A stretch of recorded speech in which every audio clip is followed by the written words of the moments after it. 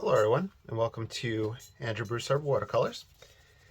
Today is Friday, midday, day after Thanksgiving. Those of you all that celebrated, I hope you had fun and you stayed safe. Today's Black Friday, so hopefully if you all are out shopping, you have fun and you stay safe. Today, we're going to focus on a two-color combination. We're going to look at light red oxide, this time mixed with lemon yellow. On Facebook, on the Ron Ranson Disciple page, someone had posted a painting that they had done with these two colors, citing me as kind of a inspiration, or after one of my videos, they had painted and then followed this process. However, I had not used this color combination, and I thought it looked wonderful, so the inspiration then bounced back at me. So thank you all for tagging me and stuff, and for giving me ideas, because this is, I think, a really cool one. Now, here we have our quarter sheet of Stonehenge Aqua, which we are now going to saturate. This is cold press, 100% cotton, and I pour it to 11 by 15. I'm going to completely saturate this, and then we'll start painting. I'm going to approach it with that tonalist style, the Stuart Davies approach for oil painting, a method that was utilized by painters in the 1800s, kind of wiping on and wiping off the pigment. And it works very well with watercolor, especially wet and wet. Now, this color combination, so far I've done light red oxide by itself. This should be a video 2 or 3 back. I'm not sure what video number it is. And with just light red oxide by itself, I found that it wasn't showing the opaque properties that it usually does when used with other colors. Obviously, it had a limited range to it, but that being said, it had a very nice sanguine type feel to it. I then mixed it with ultramarine, which gave nice distant purples, but in order to really darken it, I had to use large quantities of ultramarine to overpower the light red oxide. Next, I had added raw sienna to this slow build-up palette, and the purpose of the raw sienna was to kind of make some muted tones with the ultramarine and not really introduce greens into the red. So that all being said, we're already about 3 minutes into the video. I've talked quite a bit. I apologize. This combination is to see how these two work together, the light red oxide and the lemon yellow. And then from there, I'll probably do my next video with the ultramarine, the raw sienna, and lemon yellow. We'll see how that works. So this is a mixture of the two. We're going to make an imaginary scene. I'm thinking it might be based off of a photograph that I took the other day. I've been working with film photography and playing around with film photography, different printing processes. Yesterday, I had done some prints using some ortholith film that I used and the Van Dyke printing process, which came out very well for the first time for me. It's not perfect yet, but I'm getting there. So this is going to be based off of one of those scenes. I was looking down the railroad tracks, and there was a building on the side in this region, and then there was a group of trees here.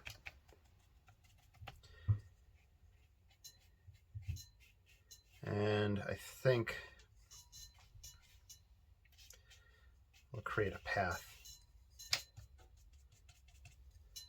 One thing I've been talking about recently is when making up a scene, it's very easy to fall into the same pattern over and over again.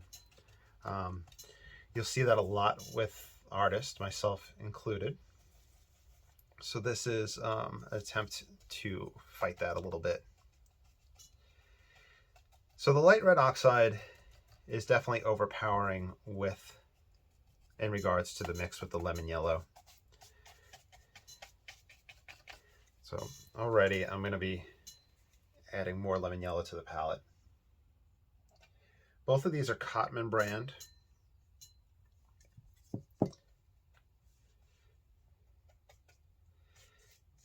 And as you go from one brand to the next, there might be some variations. So that's just to give you an idea of what I'm working with. But remember, water, the surface that you're painting on, the brand, all of those things will play a part in it. And you don't have to have the exact same brands, the exact same paper that I use. Find stuff that suits you, that is suitable for your wallet, stuff that pleases you and that you learn how to use. Those are the most important things. That being said, I would recommend at least 100%, at least getting a paper that's 100% cotton. But that's my personal recommendation. Not all 100% cotton papers are created equal. I'm going to use the paper towel to lift up some of these.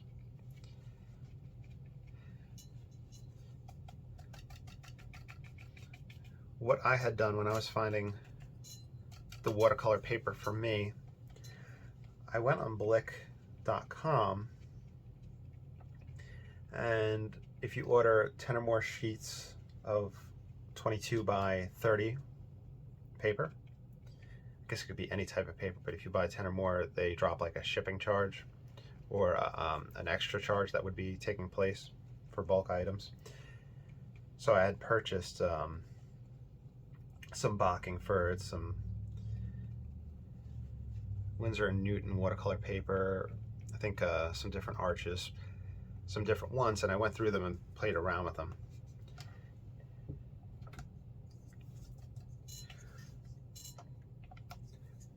But you can also just take and buy 10 sheets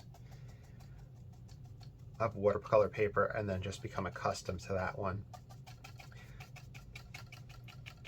Expect to pay in America between $40 to $60 for 10 sheets of 22 by 40 paper, which sounds like a lot, and it is. It's an initial investment, but if you quarter it, you'll get, yeah, so I said, yeah, 10 sheets. You would quarter it, you would get your sheets of this size. You'd have 40 to work with. You could of course paint front and back, and then from there that would give you 80 surfaces. If you just use one side, you could think of it as one sheet just costing you $1 to $1.50, which does seem like a lot at first, but it does get a lot of uses. Then what was the next point?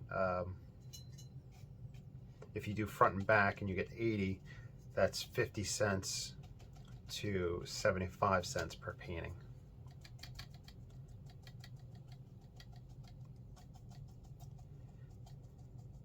I think Joe Menza has been playing around with the Hobby Lobby brand, which is Master's Touch, and I believe that's been I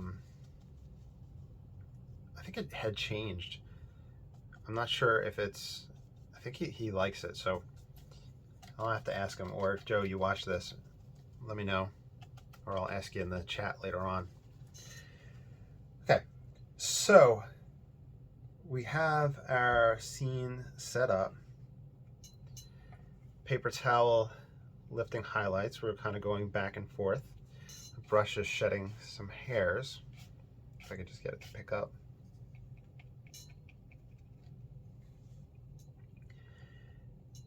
It's an interesting color combination. As a two color combination, so far I'm not seeing too much viability. It might be an interesting one to work with for a special scene,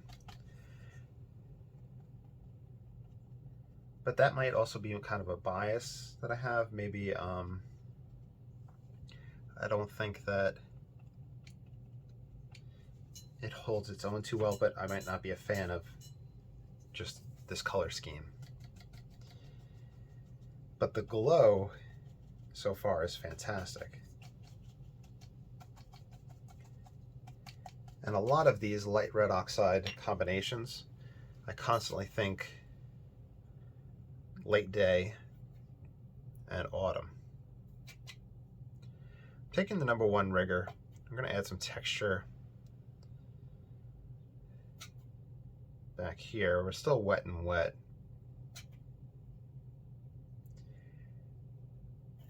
I'm interested in the overall tonal variety that we'll be able to get from this,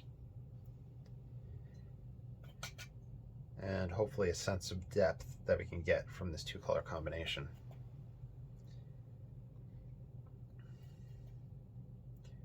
In the comments below, let me know what color you would add to this combination if you were to take a third step. Most likely it'd be some sort of blue. Most likely, for simplicity's sake, it would be probably ultramarine. But ultramarine mixed with the light red would give us our purples. We would get some granulation taking place, and we'd get greens with the lemon yellow. I'm not sure how greens would look with the light red oxide next to it. I usually stay away from greens, even though ironically I do have a 2-color palette that I really enjoy, which is sap green and Venetian red.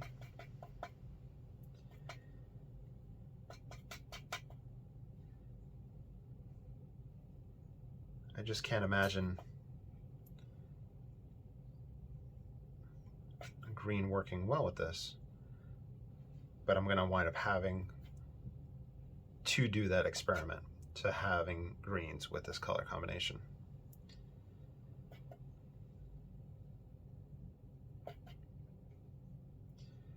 In a few, we'll do some scraping while we're still wet and wet, and then we'll search for what tonal shifts happen. So this is the sharp edge of the cord. This is to try to get our backfill lines.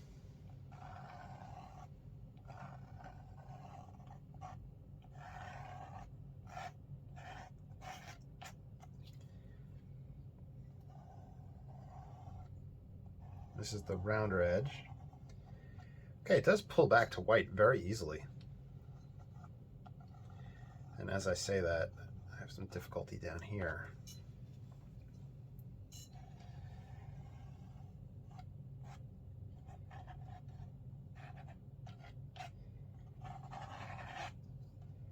Let's pull some rocks out.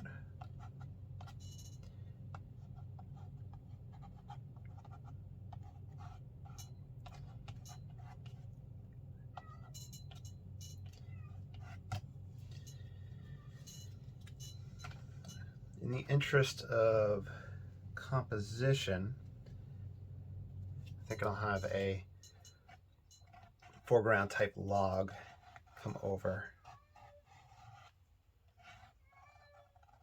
That's hammy.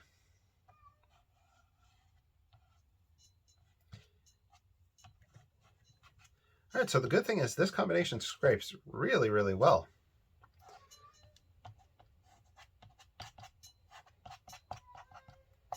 That.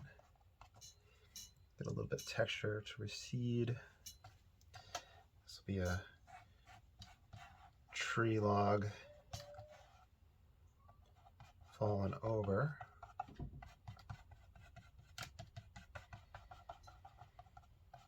The edge there.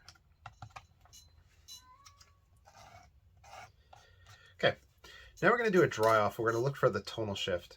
So see how everything is now. I'm going to dry off. We'll see how much it changes, and we'll talk about that. Okay, so drying off, I had quite a few ideas. At first, it looked very cotton candy-ish. If you were to buy something that's cotton candy flavored, it would have these two colors with maybe a blue mixed into it.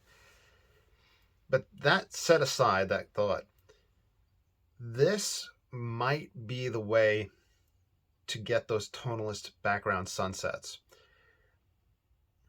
And what I mean by that is that a lot of the times I'll look at tonalist paintings and there's kind of the belief that sunset sunrises are the main concept within tonalist paintings, which isn't true, but there is a lot prevalent. And I usually look at it, and usually it's in oils, and I think, oh man, it must be a cadmium red, it must be a cadmium yellow, something so vibrant. But this type of background with another color scheme on top of it, I think would be the perfect way to achieve that. So we're going to put a pin in that thought and save that for another painting. We are now going to just see how this color combination progresses with the dry brush stage. So very, very excited about that potential there. I didn't really observe much opacity with the light red oxide. It does overpower mixes with the lemon yellow, but it seems like a good complement to the mixes. So earlier I had said that maybe I don't think it'd be a viable two-color combination. I might stand corrected, but it'd have to be a very specific theme geared towards just having this color scheme. Let's try to get some yellow, lemon yellow variations. And the lemon yellow seemed to become more prominent after I dried.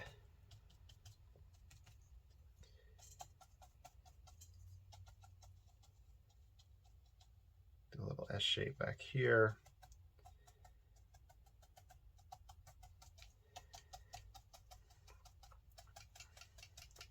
It is a lot of repetition of that color.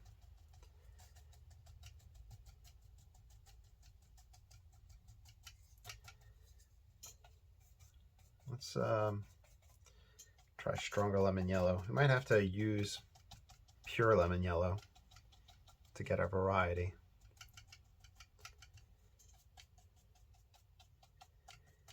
And of course, we're going to have to rely on texture strokes, brush strokes, to make this interesting.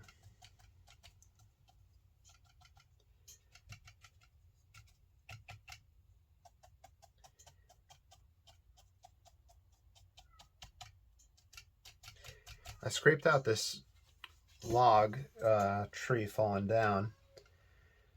I'm not sure how I could possibly get a dark shadow for it. I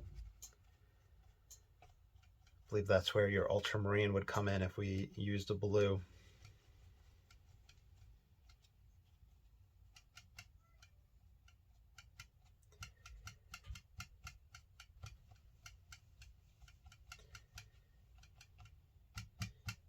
Just trying to texture things up. It's very it almost feels reminiscent of the walnut crystal painting that I had done.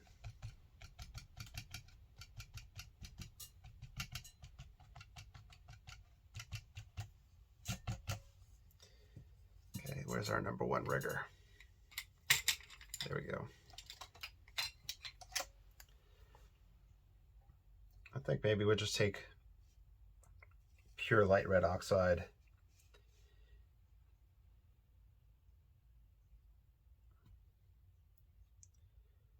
and use that as our dark.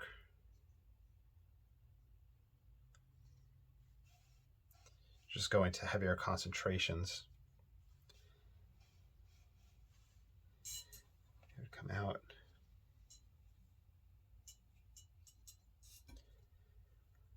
Almost have to use kind of a pen and ink type approach, and using those calligraphy type strokes.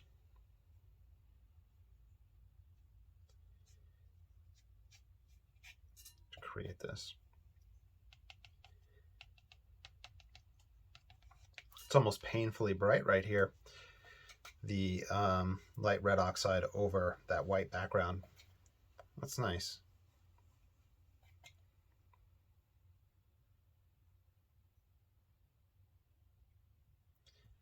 Yeah, that's the approach I'll have to take, using just pure pigment as a dark element.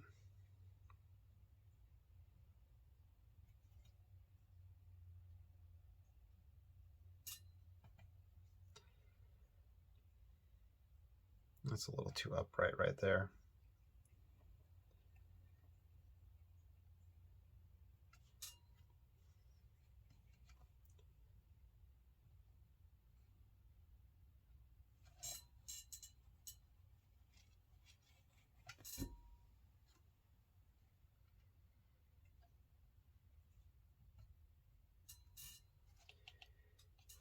I'll accentuate the shadows with just the pure light red oxide.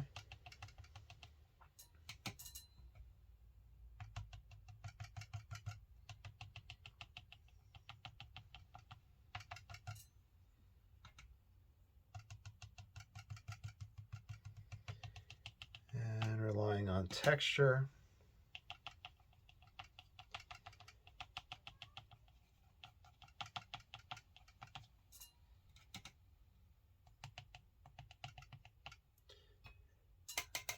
Using this stronger one to create closer foliage. Pretty much straight from the tube, or just wetted.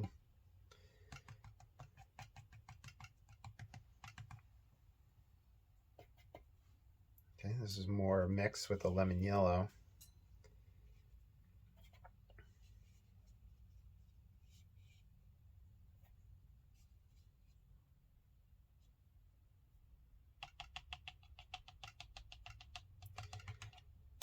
And we'll just ground this in place, create little shadows.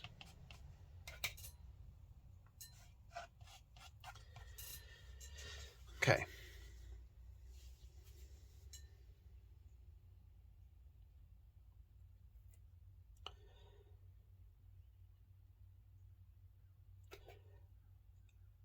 A part of me is thinking, so we're 23 minutes into this, and I had commented about 4 minutes in that I was just still talking before we had started painting.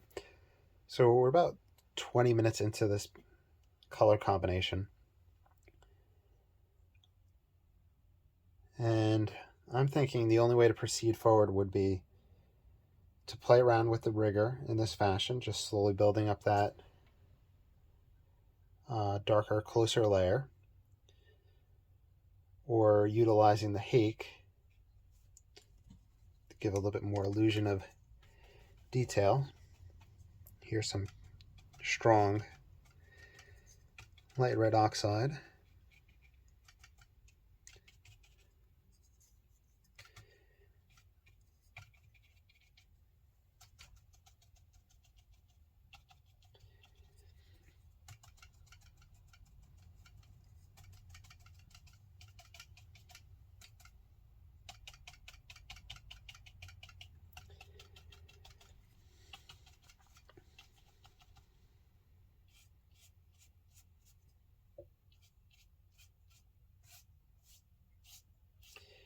doing those horizontal strokes to create the surface of the water.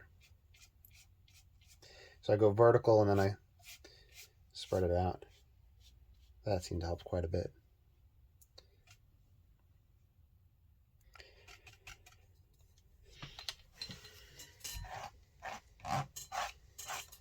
Okay, let's pause, do a dry off. All right, so during that dry off, it felt like the two ways to make this accentuate and work are those washes in the water. The textured brush marks really help tie things together, and the pure light red oxide shaping objects and bringing that foreground forward in that fashion really helps out a lot. So I want to take, and we got about 5 minutes left. I mean, we could paint it for as long as we want, but I want to play with some pure lemon yellow and see how that looks against this, as well as pure light red oxide, just accentuating some marks. While I do this, I'll say my spiel of you are always welcome to follow along with anything I do in one of these videos. In fact, I encourage you. You have my express permission to sign your own name and to sell anything you do following one of my videos. I want you all to be successful. We know that art supplies are expensive, so I'd like to see you all prosper. That being said, if you'd like to support this channel,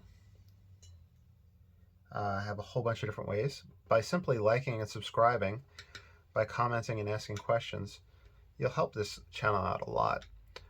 I have Patreon and other ways to donate down below.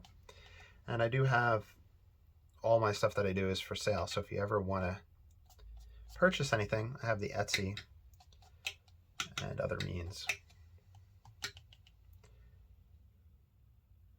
Okay, so the lemon yellow, I always say how lemon yellow for me, we have a hate-hate relationship where it always seems to me to read kind of greenish. And that seems to be occurring here with this application.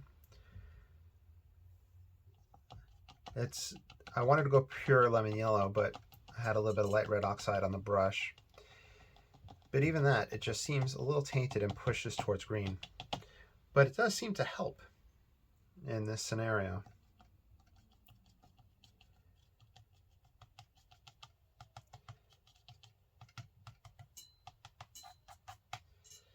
So pure lemon yellow is a good way to go with this combination. It does work.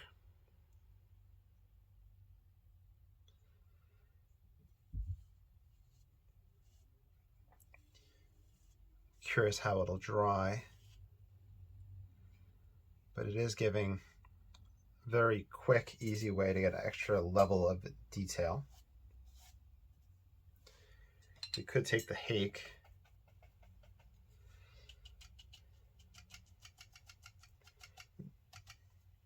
and stipple that in.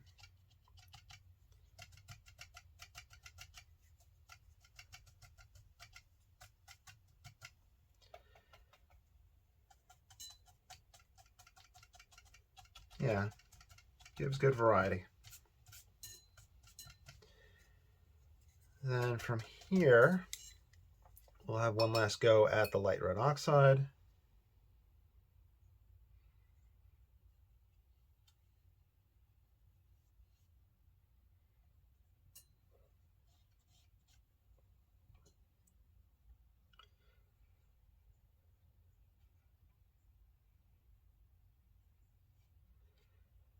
And yeah, so a few things. Let me know in the comments below if there's anything you'd like to see, any subjects or material you'd like me to cover, any ideas you have. Like I said, this was inspired by another painter who had said that they were inspired by one of the things I did. So our community is a great place, especially when you find the right people. Feel free to hit me up on social media or tag me in anything you do, whether it's you're following along with one of these videos or you just want to show me your art. I'd love to see it. Don't be shy.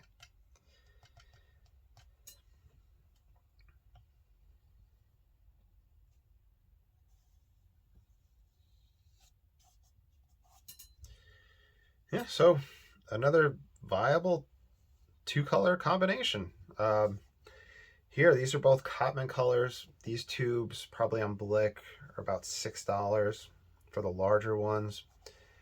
So let's say $12, and you have another way to change up your paintings. I remember reading a biography of some musician where he was playing